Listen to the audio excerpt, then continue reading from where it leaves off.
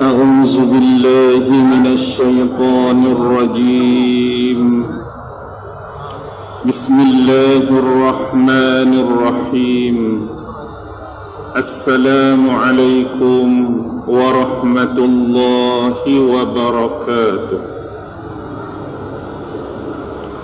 الحمد لله رب العالمين وبه نستعين على أمور الدنيا والدين والصلاة والسلام على أشرف الأنبياء والمرسلين وعلى آله وصحبه أجمعين سبحانك لا علم لنا إلا ما علمتنا إنك أنت العليم الحكيم قال رب اشرح لي صدري ويسر لي أمري واحلل عقدة من لساني يفقه قولي اللهم يسر ولا تعسر اللهم صل على سيدنا محمد وعلى آله وصحبه وسلم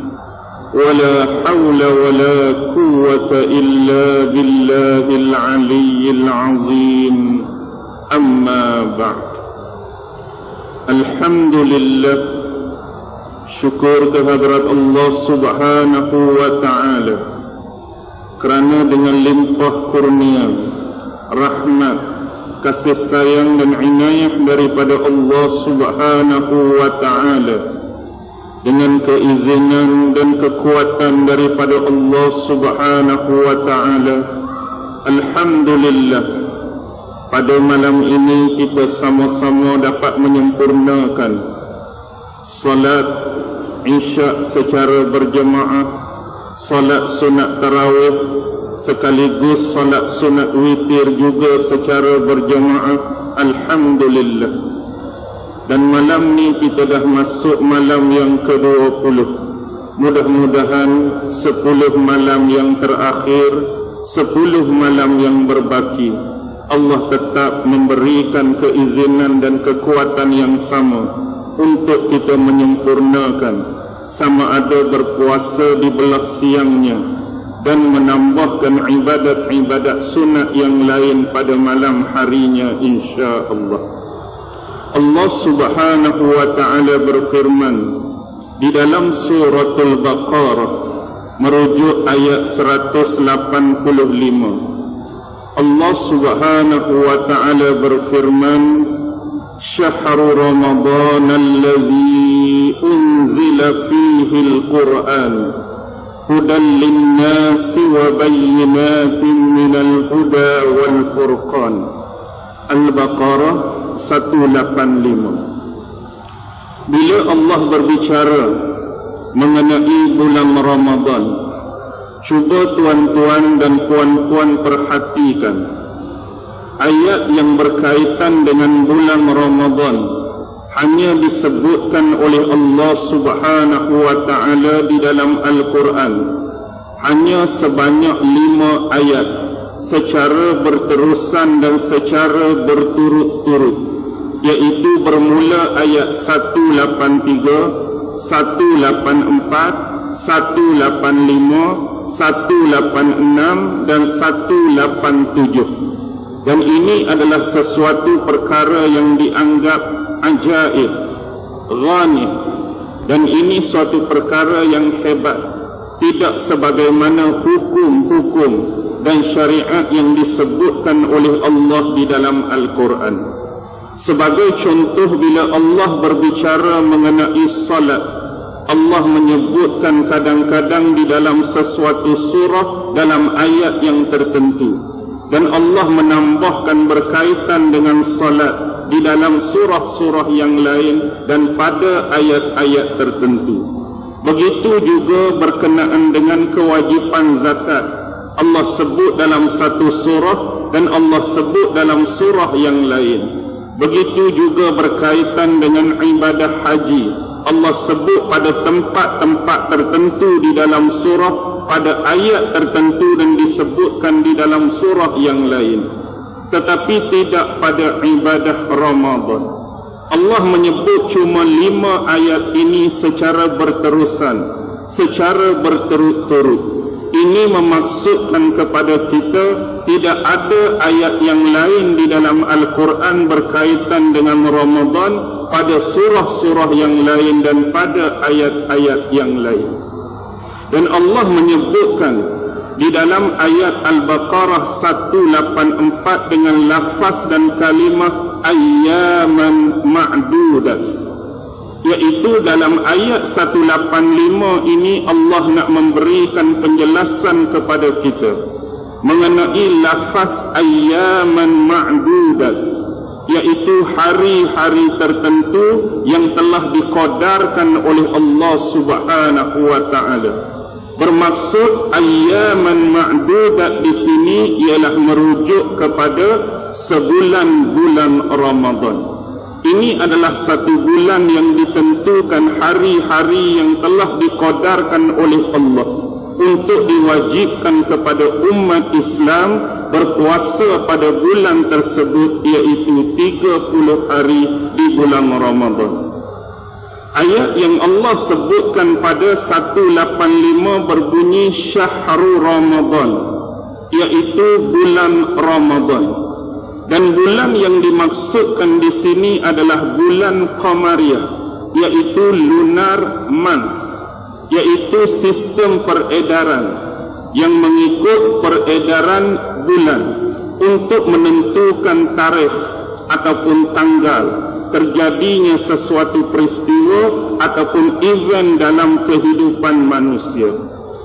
Dan bila sebut bulan Ramadan adalah bulan Qamariyah ataupun lunar month, ini bermaksud yang menjadi kebiasaan bagi kita menyebutnya sebagai bulan Islam. Dan bila kita beranggapan demikian, ini adalah salah satu bentuk misnomer.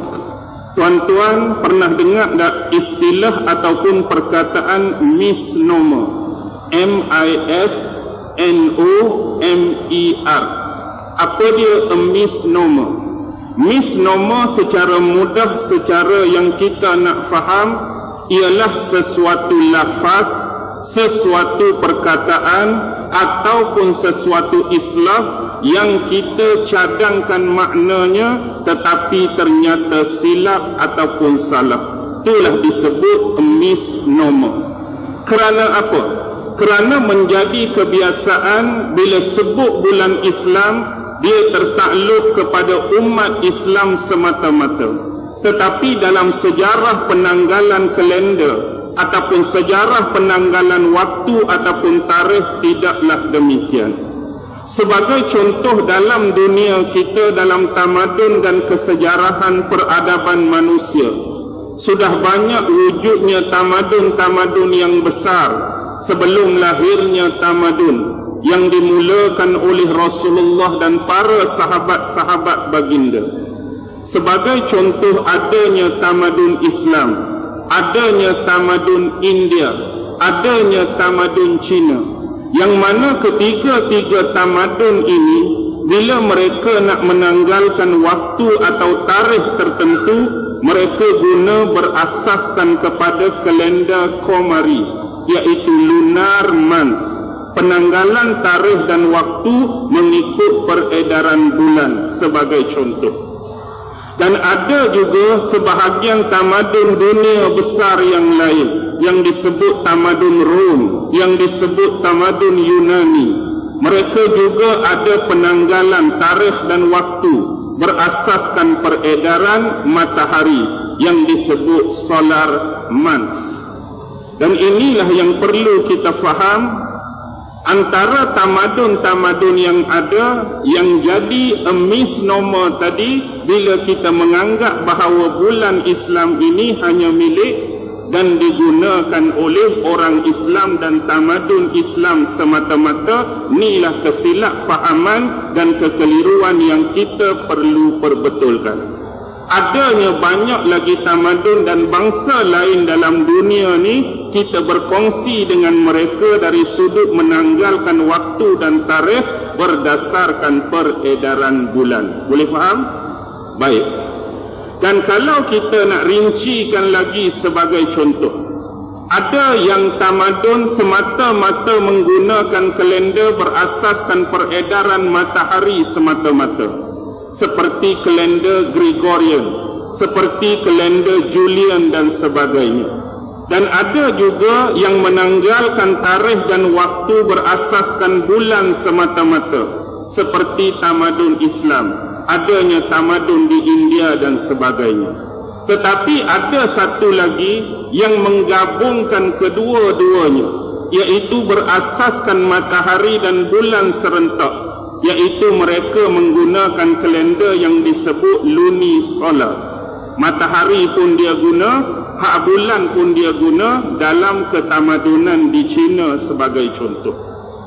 Jadi bila kita sebut sebagai Syahrul Ramadan, daripada kalimah syahrun, bulan tadilah, maka lahir daripada kalimah tersebut kalimah ishtihar. Daripada kalimah syahrun lahir dan terbitnya kalimah ishtihar. Kerana bagi umat Islam, setiap awal bulan lahirnya anak bulan, keluarnya anak bulan, terbitnya anak bulan, yang kita sebut sebagai hilal. Dan inilah diisytiharkan untuk masuknya sesuatu bulan yang baru. Lebih-lebih lagi melibatkan perayaan, melibatkan hukum hakam dalam agama. Sebagai contoh, bila lahirnya anak bulan Ramadan, kita nak mengisytiharkan bahawa masuk waktunya berpuasa bagi umat Islam. Bila lahirnya hilal pada bulan Syawal, kita nak mengisytiharkan kepada umat Islam masuknya waktu berhari raya bagi umat Islam. Jadi di Malaysia kita sebagai contoh, adanya petugas-petugas, orang-orang yang ada otoriti, yang diberikan tugas amanah dan tanggungjawab untuk hal tersebut, iaitu ahli-ahli falak, yang mana tugas mereka ni akan bawa, akan jinjing, akan pikul alat-alat yang digunakan untuk mencerap anak-anak bulan tadi.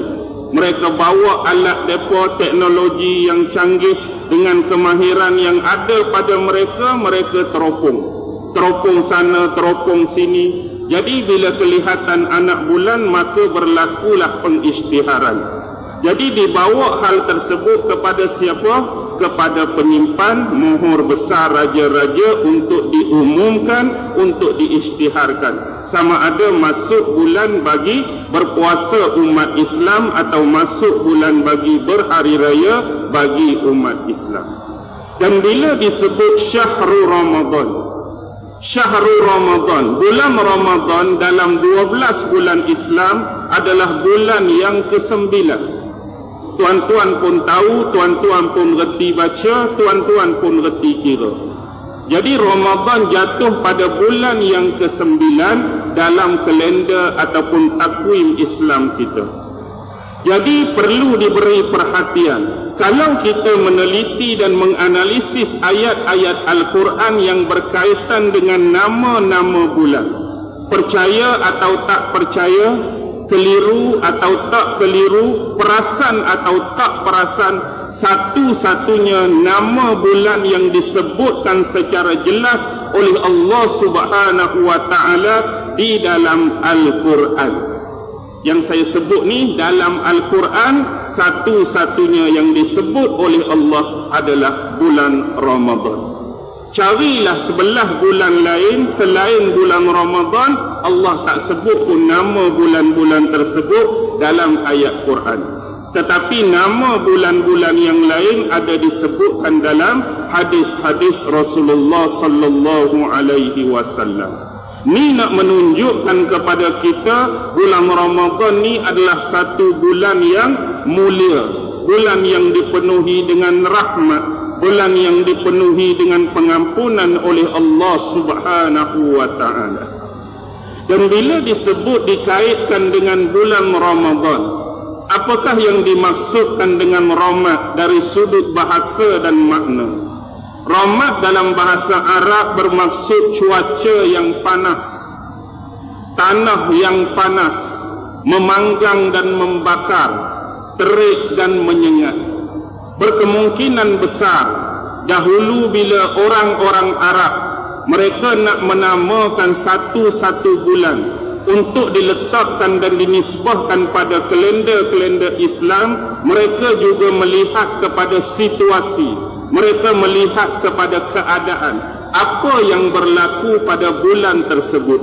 Mungkin atas sebab itulah dinamakan bulan ini sebagai bulan Ramadan, kerana bulan tersebut adalah bulan yang mempunyai cuaca yang amat panas, yang terik, menyengat dan membakar. Sebab itulah selalu dikaitkan pada bulan Ramadan bagi orang-orang yang berpuasa. Dosa-dosa dan kemaksiatan mereka akan dibakar dan dipanggang sehingga tidak ada lagi yang tersisa daripada dosa-dosa mereka apabila mereka melakukan amal-amal kebaikan dan bentuk-bentuk kesolehan di bulan Ramadan.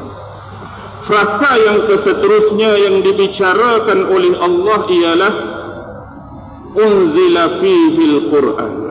Pada bulan Ramadan ini Allah memberikan penjelasan telah diturunkan oleh Allah pada bulan ini, yakni padanya bulan Ramadan diturunkan Al-Quran. Jadi bulan Ramadan ini terletak kemuliaan dia selain daripada apa yang disebutkan di dalam hadis-hadis Rasulullah, ialah diturunkan wahyu Allah Subhanahu wa ta'ala kepada junjungan besar Nabi dan Rasul yang terakhir Muhammad sallallahu alaihi wasallam.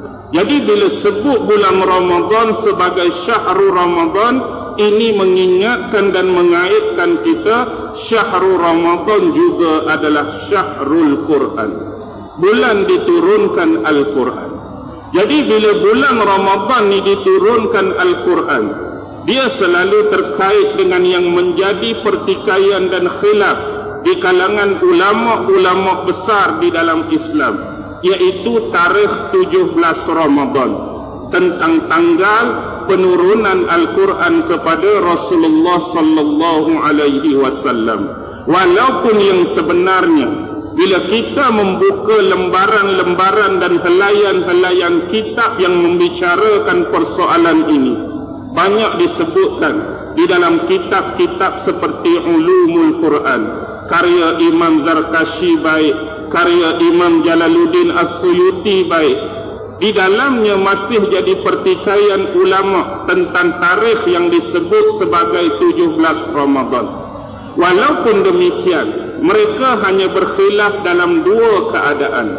Pertama ialah keadaan Al-Quran diturunkan oleh Allah Subhanahu wa ta'ala secara jumlatan wahidah, iaitu Al-Quran diturunkan secara sekaligus, sekali turun. Yang inilah yang dibicarakan, Al-Quran diturunkan dari Lauhil Mahfuz ke langit dunia yang disebut dengan nama Baitul Izzah. Dari Lauhil Mahfuz diturun ke langit dunia yang disebut Baitul Izzah. Manakala konteks yang kedua ialah Al-Quran diturunkan secara munajjaman, bukan jumlatan wahidah. Apa dia munajjaman? Bermaksud Al-Quran diturunkan secara berperingkat, secara sedikit demi sedikit kepada Rasulullah sallallahu alaihi wasallam, yang mengambil masa lebih kurang 23 tahun secara umum. Ada ulama-ulama yang menyebutkan bahawa Al-Quran yang diturunkan secara munajjaman dan berperingkat ni ialah 22 tahun, 2 bulan, 22 hari. Lalu kita dirumuskan nak mudah dan senang ingat, 23 tahun.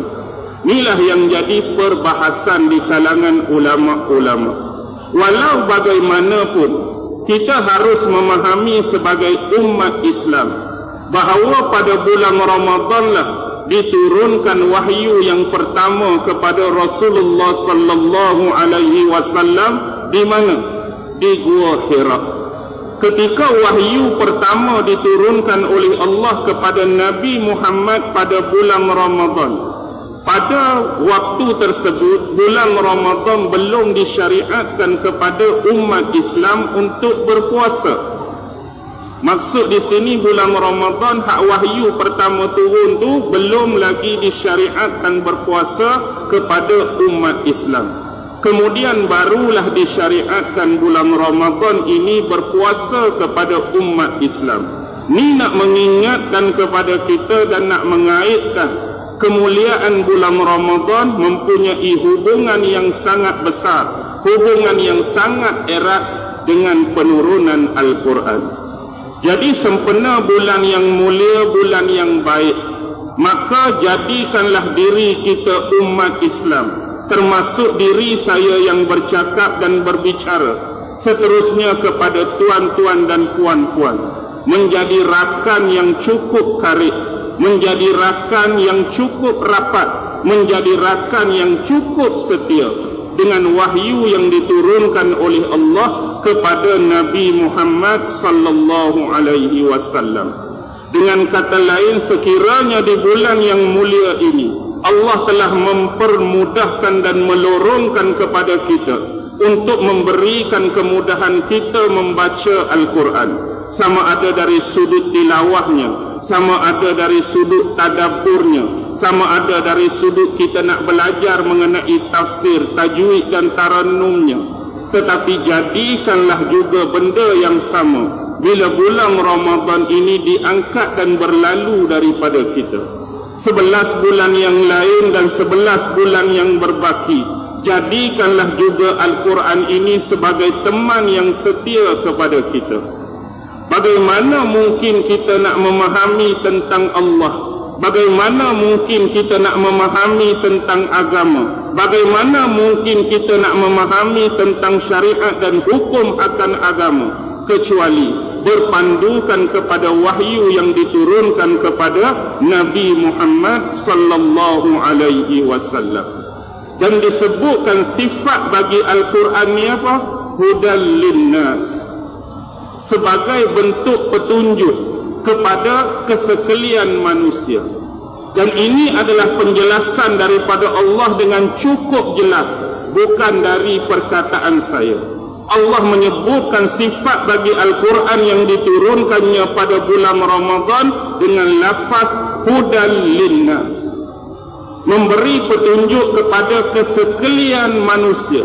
Ni nak memberikan makna dan membuang kekeliruan yang selama ini ada pada kita, bahawa Al-Quran ini diturunkan semata-mata hanya untuk umat Islam. Ternyata tidak demikian. Allah sebut jelas di sini, Quran ini adalah petunjuk bagi kesekalian manusia, sama ada dia berwatak Muslim atau dia berwatak non-Muslim, sama ada dia yang berperangai baik ataupun berperangai tidak baik, sama ada dia dalam mengikuti jalan yang benar, sama ada dia sedang mengikuti jalan dan lorong yang salah. Hal hasilnya Al-Quran ini diturunkan kepada kita semua. Tidak kira apa pegangan kita, tidak kira apa akidah kita, tidak kira apa yang menjadi pegangan kita, Al-Quran sememangnya Allah turunkan kepada umat manusia untuk dijadikan petunjuk, hidayah dan bekalan dalam kehidupan mereka sementara kita kembali bertemu dengan Allah Subhanahu wa ta'ala. Jadi ayat ini juga adalah merupakan tempelak. Ayat ini juga adalah merupakan tamparan yang cukup hebat pada siapa? Pada golongan-golongan Yahudi, yang mana golongan Yahudi sebelum ini menganggap firman Allah yang telah diturunkan kepada bangsa mereka, firman Allah yang diturunkan kepada umat mereka dalam erti kata firman Allah yang dinamakan Taurat, khusus untuk mereka. Tetapi jelas Al-Quran lebih lebar meluaskan sayapnya untuk kesekalian manusia. Al-Quran tidak hanya limitation terhad pada kaum tertentu, terhad pada bangsa tertentu, terhad pada jenis manusia tertentu, terhad pada perangai dan sifat tertentu, tetapi Al-Quran untuk keseluruhan manusia. Inilah untuk memadamkan kesombongan yang dimiliki oleh golongan Yahudi yang Nasrani, yang memaknakan ayat-ayat dan wahyu daripada Allah itu khusus dan limited untuk mereka sahaja. Jadi bila sebut Al-Quran ini menjadi sumber hidayah bagi kesekalian manusia, bagi kita umat Islam yang mengaku beriman kepada Allah, beriman kepada hari akhirat dan beriman kepada Rasulnya, bagi menjadi kewajipan dan amanah serta tanggungjawab kita lah untuk menyampaikan Al-Quran kepada keseluruhan manusia. Sebagaimana yang telah dilakukan oleh Rasulullah, sebagaimana amanah yang ditinggalkan oleh para sahabat, sebagaimana tanggungjawab yang ditinggalkan oleh ulama-ulama sebelum kita, sama ada dari kalangan tabi'in, tabi'in dan ulama-ulama salaf yang lalu. Hari ini jadi amanah bagi kita yang mengerti Al-Quran, faham Al-Quran, yang mengamalkan Al-Quran untuk menyampaikan dakwah Al-Quran kepada golongan-golongan yang jahil, golongan-golongan yang tidak mengerti, golongan-golongan yang tidak mengetahui, bahkan sejauh kepada golongan-golongan yang menentang Al-Quran, golongan-golongan yang mempersendakan Al-Quran, golongan-golongan yang meremeh-remeh dan senantiasa mencari kesalahan-kesalahan Al-Quran. Itu jugalah kewajipan bagi kita untuk menyampaikan perkara yang hak dan yang benar. Tanggungjawab ni bukan tanggungjawab yang mudah dan senang, tetapi walaupun besar, sulit tanggungjawab ini, tetapi itulah amanah untuk memperkenalkan Allah kepada mereka, untuk memperkenalkan wahyu kepada mereka, untuk memperkenalkan agama, hukum, hakam dan syariat kepada mereka. Dan Allah meneruskan dengan frasa yang seterusnya, wa bayyinatin, iaitu memberikan keterangan-keterangan bagi petunjuk tersebut. Al-Quran ini bukan berhenti pada menjadi petunjuk kepada sekalian manusia, tetapi Al-Quran membawakan keterangan-keterangan, bukti-bukti yang kukuh dan jelas untuk difahami oleh manusia bagi yang mahu berfikir tentangnya. Dengan kata lain, Al-Quran bukan mendatangkan sekadar hujjah, sekadar dalil, sekadar bukti. Al-Quran ini datang dengan membawa keterangan-keterangan yang cukup meyakinkan, keterangan-keterangan yang cukup absolutely daripada kebenaran, daripada hujjah-hujjah yang dibawa. Dia bukan sekadar membawa ilmu, dia bukan sekadar membawa pengetahuan, dia bukan sekadar membawa kisah-kisah dan informasi, tapi dia dengan jelas mendatangkan bukti-bukti dan kebenaran dari hal tersebut. Bila Al-Quran berbicara mengenai ilmu, telah jelas bukti dan kebenarannya. Bila Al-Quran berbicara mengenai pengetahuan, jelas ada bukti dan kebenarannya. Bahkan bila Allah berbicara mengenai dirinya sendiri, telah diterangkan secara jelas bukti dan kebenarannya. Bila Al-Quran berbicara mengenai kisah para Nabi dan Rasul, ada bukti dan kebenarannya. Bila Allah berbicara mengenai syariat dan hukum hakam dia, ada bukti dan kebenaran dia. Bila Allah berbicara mengenai alam jagat raya, baik yang melibatkan langit, baik yang melibatkan bumi, ada bukti dan kebenarannya. Bila Allah berbicara mengenai entiti-entiti yang disebutkan dalam Al-Quran, baik berupa namanya malaikat, baik berupa namanya Nabi dan Rasul, baik berupa namanya manusia, baik berupa namanya jin, baik berupa namanya haiwan dan tumbuh-tumbuhan, ada jelas bukti dan kebenaran. Ini kita perlu fahami dengan baik. Dan yang terakhir Allah menyebutkan wal furqan. Dan Al-Quran ini sekiranya difahami, sekiranya dibaca, sekiranya diamalkan, dia akan menjadi pembeza, pemisah di antara hak dengan yang batil. Allah akan memudahkan lorongan kepada kita untuk membezakan mana yang sebenar dalam agama, mana yang tidak sebenar dalam agama, mana yang hak dalam agama, mana yang batil dalam agama, mana yang benar dalam agama dan mana yang salah dalam agama.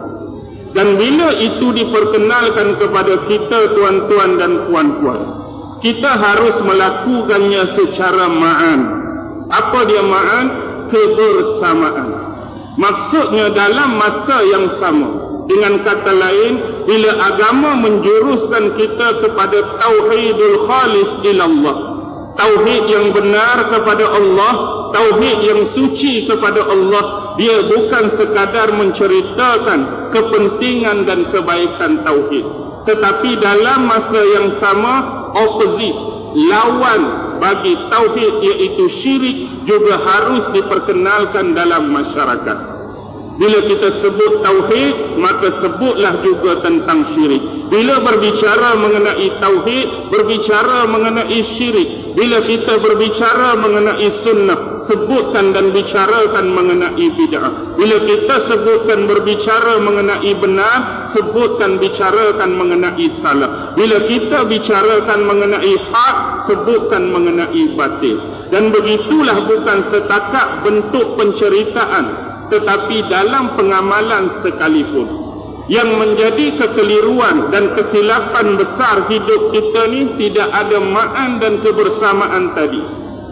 Kita sokong mana-mana penceramah, mana-mana ustaz yang membicarakan, menyeru orang supaya berbuat kebaikan sebagaimana saranan dan pelaksanaan dalam Al-Quran dan Sunnah. Quran kata buat benda baik, sunnah kata buat benda baik, ulama-ulama kita suruh buat benda baik. Alhamdulillah, daripada suruhan tersebut diikuti oleh orang ramai untuk buat baik. Tetapi yang jadi keliru dan silapnya, bila kita tidak menyertakan berbuat baik, dalam masa yang sama perlu meninggalkan keburukan yang sedia ada, yang dilazimi dan dilakukan oleh kita. Kita tak mau hidup kita berhenti. Bila kita buat baik, buat baik dalam keadaan benda hak tak baik pun kita buat. Kita buat baik, benda hak jahat pun kita buat. Kita buat baik dalam masa yang sama, maksiat kita buat. Dia harus ada keselarasan secara bersama. Buat hak baik, hak jahat, hak duk ada tu tinggal. Yang jadi masalah bila kita tak tinggal, buat secara serentak baik dan buruk, maka tidak berlaku perubahan dalam hidup kita sebagai seorang Muslim. Analogi yang cukup mudah, bila kita kata kita nak mengajar anak-anak kita ataupun kita bertindak sebagai trainer, orang yang nak mengajarkan orang bawa kereta, orang nak ambil lesen baru, kita pun ajar dia. Walaupun dalam masa yang sama, kita nak ajar dia agar dia menjadi penunggang motosikal, agar dia menjadi pembawa ataupun pengemudi kereta yang baik.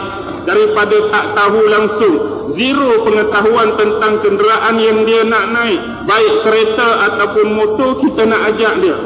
Daripada start enjin, daripada pengendalian dalam kereta, nak cek meter, nak cek minyak, nak cek suhu darjah Celsius enjin, nak pakai tali pinggang keledar, nak pakai topi keledar. Sampailah dia pandai, dia mahir, dia memahami selok-belok, nak masuk gear, nak corner, nak parking dan sebagainya. Tetapi ingat, kita dianggap tidak sempurna konteks pengajaran kita sekiranya kita tidak menyertakan dengan undang-undang jalan raya. Bukan setakat ajak bawa kereta, oh lepas dah, corner bagus, parking masuk elok. Tapi undang-undang jalan raya, hak mana boleh, hak mana tak boleh, kita tak mau ajak. Nanti dia pandai sekalipun, jumpa no entry, dia akan redah sebab kita tak ajak. Nanti lampu merah pun dia akan redah sebab kita tak ajak. Tu hak kita tak ajak. Ni dah haduk ajak elok-elok, lesen L jadi P, hak P jadi hebat semua pun, hak geng motor biasanya tak dan hijau lagi, merah tu pun dia redah juga. Ni nak habaq hidup kita ni, kalau berkenderaan perlu ada brake. Ada masa kita straight, ada masa kita jalan. Tapi dalam hidup kita ni ada ketikanya kita kena perlahan, ada ketika kena tekan brake. Tekan brek tempat mana? Tempat-tempat yang dilarang dan tak boleh. Begitulah kita dalam hidup. Ada benda yang diperintahkan oleh Allah, bila bertemu dengan benda-benda yang menjadi larangan Allah, belahan sikit tekan brek. Ini tak tahannya, hak Allah larang pun 80 juga. Hak Allah tak bagi pun 100 juga. Hak Allah tak mau bagi pun 120 juga. Itu tuan-tuan tanyalah iman, tepuk dada tanya iman masing-masing. Di mana keadaan, situasi dan condition kita sekarang. Jadi untuk lebih faham, Al-Quran ni dah bagi formula-formula secara umum untuk kita faham dan mengerti hak mana boleh, hak mana tak boleh, hak ni betul, hak ni salah, tu kena faham. Sebagai contoh, formula Al-Quran secara umum yang selalu kita baca hari-hari, dah berjuta kali, puluh juta mungkin, lafaz Bismillahirrahmanirrahim. Dengan nama Allah yang Maha Pemurah lagi Maha Mengasihani. Jadi kita dalam apa-apa hal, perlakuan, perbuatan, kita mulakan dengan lafaz Bismillah, menyebut nama Allah. Kalaulah setiap perbuatan kita tu nak Al-Quran bukukan, setiap perbuatan kita nak Al-Quran rekodkan, agak-agak Al-Quran hari ni hak tebal ni lebih kurang jadi tebal mana? Kalau Al-Quran nak sebut satu-satu, aku makan dengan Bismillahirrahmanirrahim, aku minum Bismillahirrahmanirrahim, aku nak pakai baju Bismillahirrahmanirrahim, aku nak baca buku Bismillahirrahmanirrahim. Segala perbuatan kita hak 1001 macam, segala mak nenek ni, kalau Quran nak sebut satu-satu tu agak-agak tebal mana bang? Aku nak minum Bismillahirrahmanirrahim, aku nak baca Bismillahirrahmanirrahim, aku nak tidur Bismillahirrahmanirrahim, aku nak start kereta, habis kepala. Tebal ni. Al-Quran dah bagi informasi dan formula yang umum guna. Antara yang lain yang melibatkan hukum dalam Al-Quran, bila Al-Quran mengarahkan kita untuk memuliakan, menghormati, menyantuni kedua ibu bapa. Dan jangan sekali-kali menyebutkan pada mereka hanya lafaz uffin. Pun tak boleh dah. Pun tak boleh dah. Umum. Walaupun Al-Quran tak sebut jangan tengking, Al-Quran tak sebut jangan katok, Al-Quran tak sebut jangan marah, Al-Quran tak sebut jangan jerakah. Jadi formula hak umum tadi, pun tak boleh, hak lain tu boleh faham sendirilah. Kalau nak sebut satu-satu lepas pun tak boleh, jerakah pun tak boleh tengok, tebal lagi pula lah. Jadi faham formula ni. Nak bagi faham macam mana, gunakan peluang. Bukan setakat bulan Ramadan ni untuk kita muhasabah balik diri kita. Bukalah Al-Quran, rajinlah baca Al-Quran. Di sana apa yang saya sebut tadi tersembunyi semuanya. Ada ilmunya, ada pengetahuannya, ada syariatnya, ada hukum hakamnya, ada banyak pengetahuan dan informasi yang Allah letak dalam Al-Quran. Baki lagi tunggu apa? Tunggu rajin dan malas kita untuk tilawah dan tadabburkan Al-Quran. Jadi mudah-mudahan pengisian yang sementara, yang singkat dan santai pada malam ini, sekurang-kurangnya dapat masing-masing memuhasabah diri kita. Terutama siapa? Saya ni lah hak sembang daga-daga, hak sembang kuat-kuat ni untuk diri saya. Mudah-mudahan Allah memberikan kemudahan atas saya mengamalkan apa yang saya sebutkan tadi. Dan itulah juga yang diharapkan kepada tuan-tuan dan puan-puan. Semoga Allah juga memberikan kemudahan yang sama untuk membaca, memahami dan mengamalkan Al-Quran secara keseluruhannya. Dengan ini saya berhenti di sini. Wabillahi taufiq wal hidayah. Wassalamualaikum warahmatullahi wabarakatuh. أعوذ بالله من الشيطان الرجيم بسم الله الرحمن الرحيم اللهم إنك تعلم أن هذه القلوب قد اجتمعت على محبتك والتقت على طاعتك وتوحدت على دعوتك وتعاهدت على نصرة شريعتك فوسك اللهم رابطتها وأدم ودها واهدها سبلها واملأها بنورك الذي لا يخبو واشرح صدورها بفيض الإيمان بك وجميل توكل عليك وأحيها بمعرفتك وأمتها على الشهادة في سبيلك إنك نعم المولى ونعم النصير.